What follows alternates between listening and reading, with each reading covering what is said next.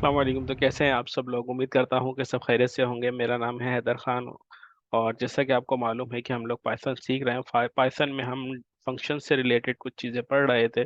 परसों हमने ये सीखा कि फंक्शंस क्या होते हैं, हम फंक्शन को किस तरह से बिल्ड कर सकते हैं। कल हमने ये सीखा कि हम फंक्शन के अंदर किसी भी लॉजिक को किस तरह से असाइन कर सकते हैं, या फंक्शन में जो है हम वैल्यूज़ किस तरह से पुट कर सकते हैं, या नंबर ऑफ आर्ग्यूमेंट्स हम किस तरह से ले सकते हैं। आज हम देखेंगे कि अगर हमें एक फंक्शन के अंदर मल्टीपल आर्ग्यूमेंट्स चाहिए।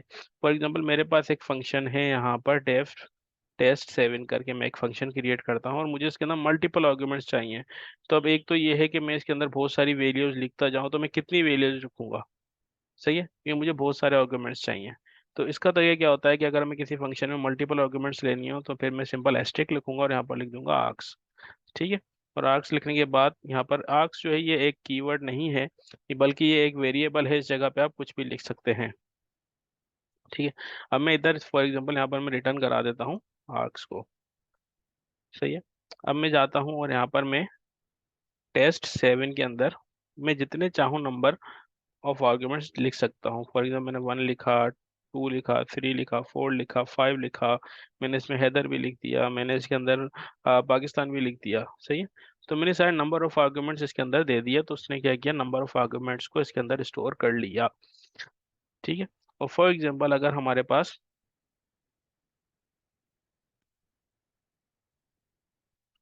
तो नंबर ऑफ आर्ग्यूमेंट्स को इसने अपने पास स्टोर कर लिया। फॉर एग्जाम्पल मेरे पास एक यहाँ पर एक मैं फंक्शन और क्रिएट करता हूँ टेफ से टेस्ट 8 के नाम से। ठीक है। और उसमें मैं यहाँ पर मल्टीपल आर्गुमेंट्स देता हूँ, आर्क्स दिया। ठीक है। और मैं एक सेपरेट वैल्यू भी लेना चाहता हूँ ए की। ठीक है। और मैं इसको यहाँ पर रिटर्न कर देता हूँ आर्क्स और ए। ठीक है। मैंने इसको रन किया। रन करने के बाद अब मैं यहाँ पर एक टेस्ट 8 लिखता हूँ और इसके अंदर वैल्यूज डालना शुरू करता हूँ। सही। तो अब यहाँ पर क्या हुआ, इसने एरर दे दिया। वजह क्या थी कि यहाँ पर ये डिफरेंशिएट नहीं कर पा रहा कि इसकी वैल्यूज कौन सी हैं और इसकी वैल्यू क्या है। ये इसके लिए डिफरेंशिएट करना मुश्किल हो रहा है।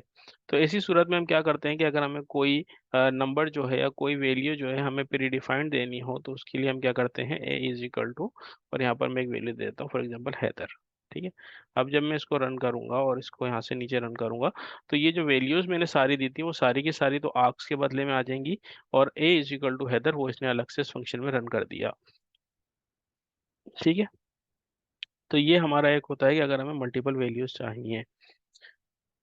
अच्छा, सेम इसी तरीके से अगर हमारे पास जो है और हमें एक की जगह पे चाहे तो हम दो वैल्यूज को भी प्री डिफाइंड दे सकते हैं। जैसे कि यहाँ पर हमने ए इज इक्वल टू हैदर रखा, तो हम यहाँ पर मल्टीपल वैल्यूज को भी प्री डिफाइंड कर सकते हैं। फॉर एग्जांपल मैंने यहाँ पर एक लिखा डेफ टेस्ट 9। ठीक है। और इसके अंदर मैंने इसको लिख दिया सी डी, बल्कि मैं इसको लिखता हूँ A is equal to 25, B is equal to 26, और सी और डी। सही। और बदले में मैंने रिटर्न क्या कर दिया, रिटर्न ए बी सी और ये टी। ठीक है। तो अब यहाँ पर क्या कर दिया, इसने नॉन डिफॉल्ट आर्ग्यूमेंट दे दिया। वजह क्या थी कि ये जो मैंने पहले लिखा है इसको मुझे पहले नहीं लिखना था, बल्कि मुझे इसको बाद में लिखना है। यानी मुझे सी और डी ये पहले लिखना है, और या जो भी मुझे अपने जो प्री डिफाइंड आर्ग्यूमेंट्स हैं वो हमेशा लास्ट में लिखने होते हैं। तो मैंने यहाँ पर इसको कर दिया, ये रन हो गया। तो अब मैं अगर इसको रन करता हूँ टेस्ट 9। सही है। तो अब ये क्या करेगा, इसने यहाँ पर कह दिया कि क्योंकि इसको ए और बी के तो आर्ग्यूमेंट्स या वैल्यूज मालूम है, लेकिन उसको सी और डी के आर्ग्यूमेंट्स नहीं दिए गए। तो मैं यहाँ पर फॉर एग्जांपल से दो ही आर्ग्यूमेंट्स देता हूँ, 2 और 3, जो कि सी डी के बदले में है। तो अब इसने क्या किया, सी डी को भी ले लिया और साथ के साथ ए और बी को भी प्रिंट कर दिया। ठीक है। तो ये इस तरह से हम मल्टीपल जो आर्ग्यूमेंट्स हैं वो हम इसमें इंटर कर सकते हैं। अब हम आगे देखेंगे कि अगर हमें की वैल्यूज पेयर्स के अंदर जो है वो डेटा चाहिए हो, तो वो हम किस तरह से ले सकते हैं किसी फंक्शन में। तो उसके लिए हम क्या करेंगे, एक नया फंक्शन क्रिएट करते हैं डेफ टेस्ट 10 के नाम से। और इसके अंदर हम जो है डबल एस्ट्रिक, और इसको लिख देते हैं हम क्वार्क्स। ठीक है। क्वार्क्स एक कीवर्ड है, आप इसकी जगह पे कुछ भी यूज कर सकते हैं। ठीक है। और यहाँ पर मैं कर देता हूँ रिटर्न क्वार्क्स। ठीक है, तो अब मैं जो इसके अंदर डेटा इनपुट करना है या इसके अंदर मुझे डेटा लेना है तो वो किस तरह से लूंगा, तो फिर मैंने लिखा टेस्ट 10। टेस्ट 10 लिखने के बाद यहाँ पर मैं डेटा लिखना शुरू कर दूंगा कि a is equal to 23, b is equal to 25, 35। सही।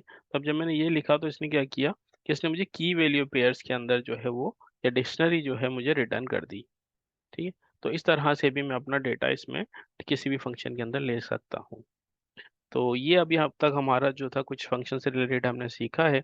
तो अभी मजीद इस टॉपिक को हम कंटिन्यू करेंगे, कल हम देखेंगे कि लैम्डा फंक्शन क्या होता है, इस चीज़ के बारे में हम थोड़ा सा सीखेंगे। जब तक के लिए इजाज़त दीजिएगा, अपना बहुत ख्याल रखिएगा। अल्लाह हाफिज़।